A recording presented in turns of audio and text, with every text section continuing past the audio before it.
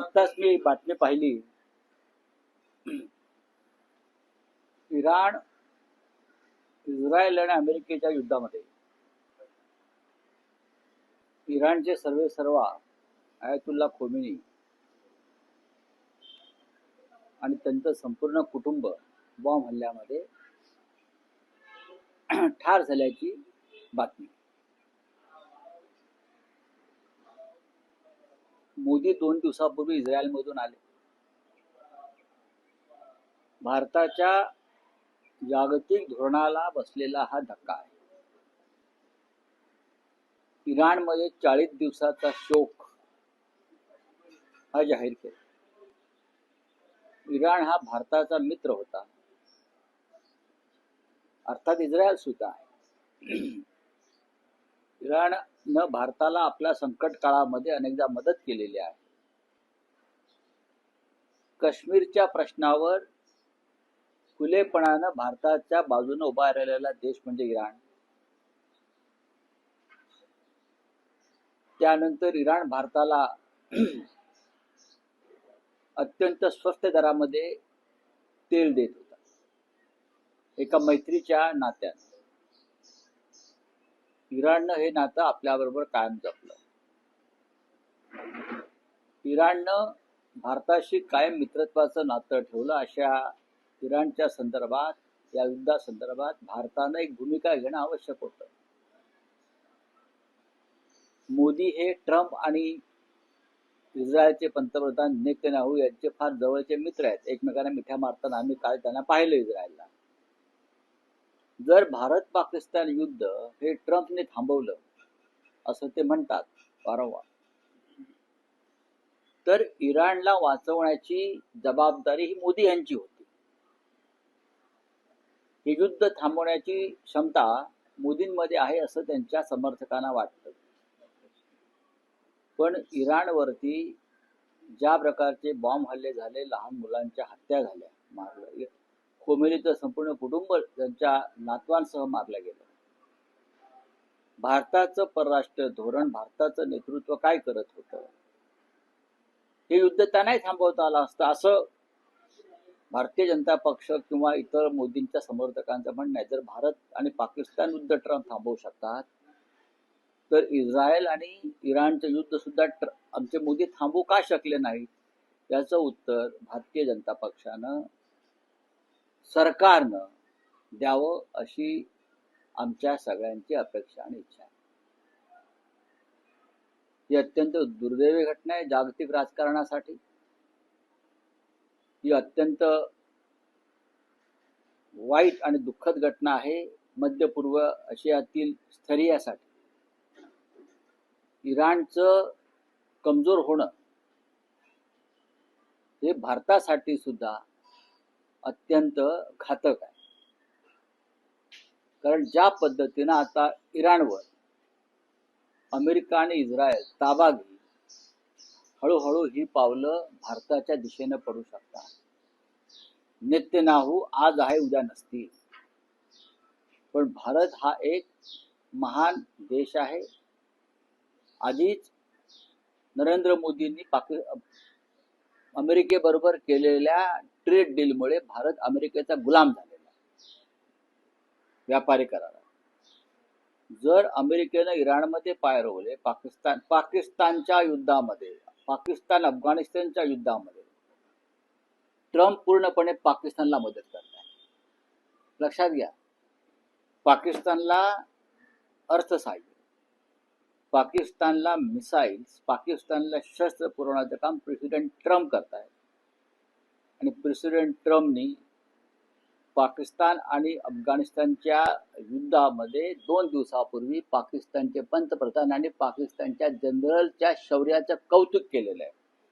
त्याच्यावर सुद्धा भारताच्या परराष्ट्र खात्याकडून साधं निषेधाचं शब्द बाहेर पडला नाही.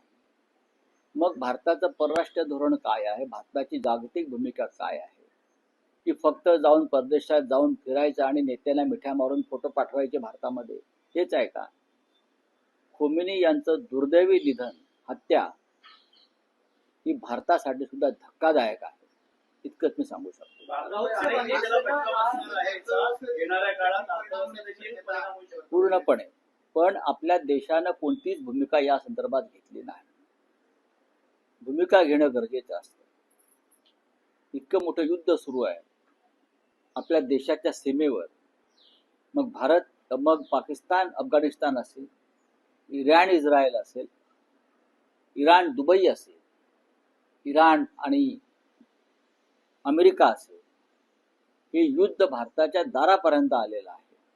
या युद्धामुळे भारताचं आर्थिक व्यवस्था कोलमडण्याची शक्यता आहे. या युद्धामुळे भूगोल बदलण्याची शक्यता आहे भारताच्या सीमेवरील. आणि ह्या युद्धामुळे भारताला चटके बसण्याची शक्यता आहे.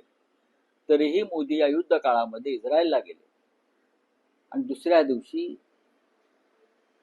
इराणवर बॉम्ब पडले. जागतिक स्तरावरती भारताची नाचक्की झालेली आहे. अनेक तरुण तिथे तरुणी शिक्षणासाठी गेलेले ते अजूनही अडकलेले आहेत, त्याच परिस्थितीत आहेत.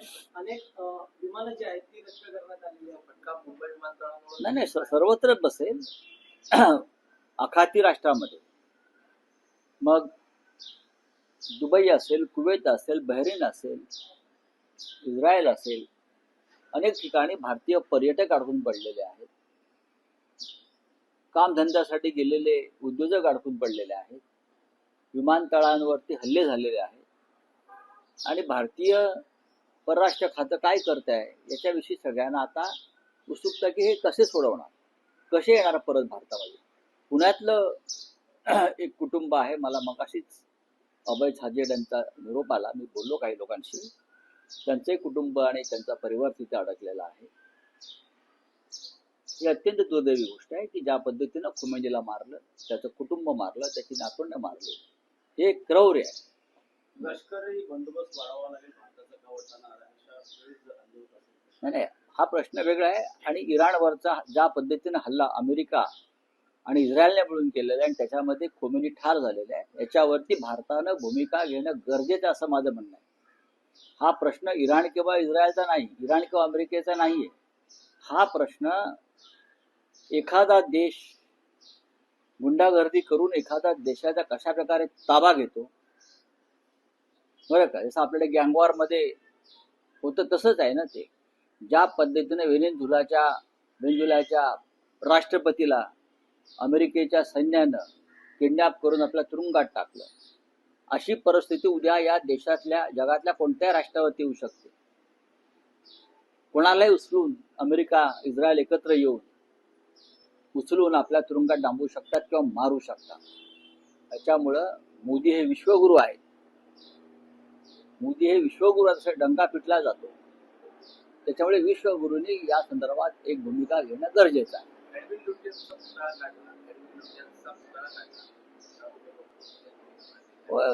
लुटियनचा पुतळा काढण्याचं कारण मला वाटत नाही काय आहे. लुटियन्स हा काही राजकारणी नव्हता. या देशामध्ये परदेशी कलाकारांनी निर्माण केलेल्या अनेक वास्तू आहेत. जर तुम्ही दिल्लीला गेलात, कलकत्त्याला गेलात, मुंबईत सुद्धा आहेत. ते राजकारणी नव्हते. भारताच्या स्वातंत्र्य लढ्याची ठिणगी काँग्रेसच्या स्थापनेनं निर्माण करणाऱ्या मादाम कामा होत्या.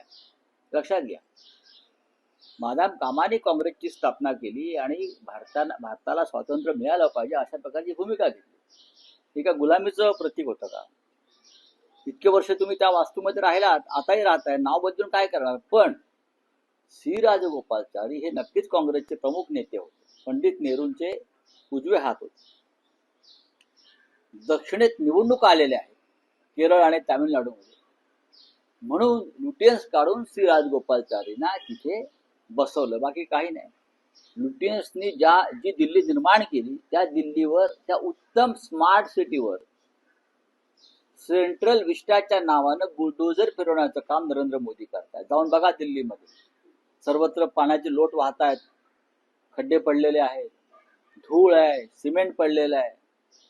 जे संसद भवन मोदीने उभारलं आहे, त्यांच्या विमल पटेल नावाच्या एका लाडक्या आर्किटेक्टच्या माध्यमातून, तो म्हणजे गुजरात मधला लग्नाचा मोठा हॉल आहे, मंगल कार्यालय आहे, बँकेट आहे. जाऊन बघा तुम्ही, कोंडवाड आहे. आता साऊथ आणि नॉर्थ ब्लॉक मधून मोदींनी आपलं कार्यालय हलवलं. काहीतरी सेवा तीर्थच्या नावाने, त्याने काय होणार आहे? ही सगळी जरी ब्रिटिशांनी बांधलेल्या इमारती होत्या तरी आपण स्वातंत्र्य लढा करून या इमारती आपल्या ताब्यात घेतलेल्या, हे मोदी विसरले आहेत. मोदींना या इमारतींचा आणि वास्तूंचा राग यासाठी येतोय कारण त्या स्वातंत्र्य लढ्यामध्ये नरेंद्र मोदी आणि त्यांच्या पक्षाचे पूर्वज नव्हते, ही त्यांना खंत आहे. हा त्यांना एक अपराधीपणाची जाणीव आहे आणि म्हणून त्यांना या सगळ्या गोष्टी नष्ट करायच्या. मग मोदी विदेशी गाड्या का वापरतात?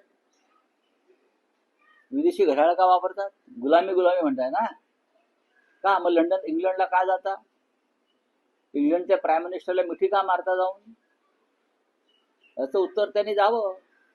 प्रेसिडेंट ट्रम्प बरोबर केलेला करार हे गुलामीचं प्रतीक नाही का? तुम्ही कोणाला फसवताय?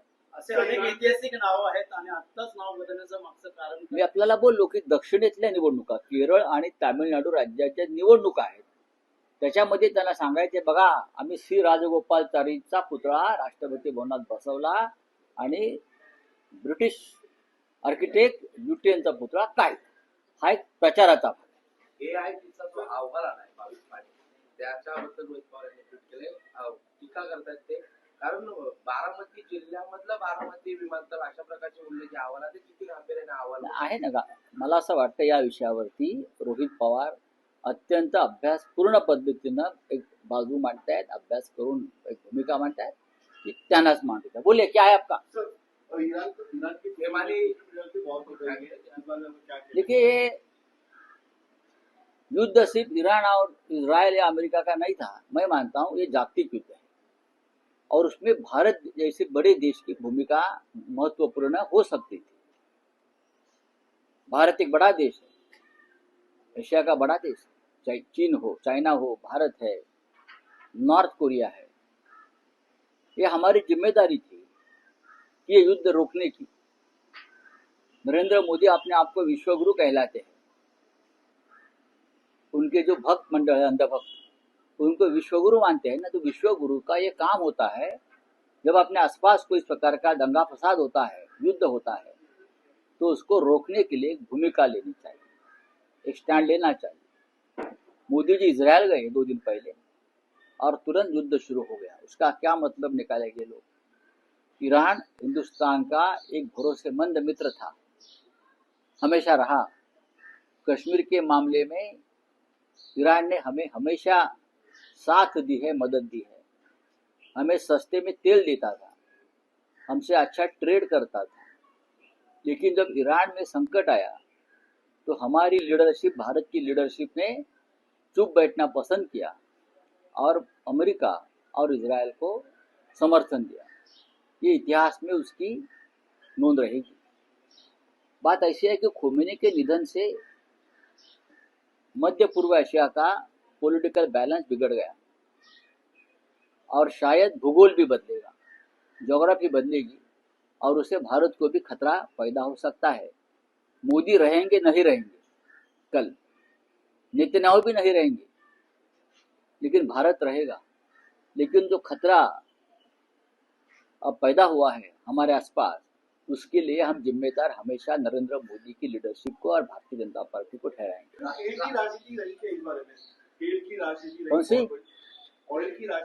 नहीं, मुझे भारत की वो उनकी रहेगी. भारत इस राजनीति में कहीं नहीं है. भारत इजराइल की भी गुलामी करता है, भारत अमेरिका की भी गुलामी करता है, भारत सबकी गुलामी कर रहा है. भारत को, इतने बड़े देश को, विश्वगुरु को स्टैंड लेना चाहिए था. पाकिस्तान और अफगानिस्तान का युद्ध चल रहा है, उसमें लेना चाहिए. प्रेसिडेंट ट्रम्प खुलेआम पाकिस्तान की मदद कर रहे हैं, खुलेआम उनको मिसाइल दे रहा है, उनको पैसा डॉलर दे रहा है, और पाकिस्तान के प्राइम मिनिस्टर पाकिस्तान के जनरल्स को शूर भी बोल रहा है. ये बहुत शूर लोग हैं जनरल आपके. तो क्या हमारे देश की तरफ से किसी ने उसका निषेध किया है, क्रिटिसाइज किया है कि प्रेसिडेंट ट्रम्प ये ठीक नहीं है, बोला है क्या? तो क्या है आपकी पॉलिसी, क्या है? बहुत सारे लोग अटके पड़े एयरपोर्ट. तो अभी सरकार को देखना पड़ेगा उस बारे में. हमारे लड़के, हमारे बच्चे, हमारे स्टूडेंट, हमारे कामकाजी लोग गल्फ में, इजराइल में, ईरान में अटके पड़े हैं. उनको लाने की जिम्मेदारी विश्वगुरु की है। राष्ट्रपति भवन से एडमिन बुलाया गया है, किस तरह से इस राजनीति को देखते हैं? देखिए, एडविन लुटियंस का एक स्टैचू था राष्ट्रपति भवन में, जिसने राष्ट्रपति भवन बनवाया और सभी राष्ट्रपति वहां रहे। क्या मालूम कल मोदी भी वहां रहने को जा सकते हैं। उसका स्टैचू हटाया, क्यों? गुलामी का प्रतीक है। कौन सी गुलामी? प्रेसिडेंट ट्रम्प से आपने जो ट्रेड डील किया है वो गुलामी नहीं है। इजराइल के साथ आप जो कर रहे हो गुलामी नहीं है। देखिए, लुटियंस एक आर्किटेक्चर था जिसने नई दिल्ली को एक आकार दिया, शेप दिया, अच्छी स्मार्ट सिटी बनाई उस वक्त। वो कोई साम्राज्यवादी या वो कोई राजनेता नहीं था, लेकिन सी राजगोपालचारी बड़े नेता थे, कांग्रेस के नेता थे।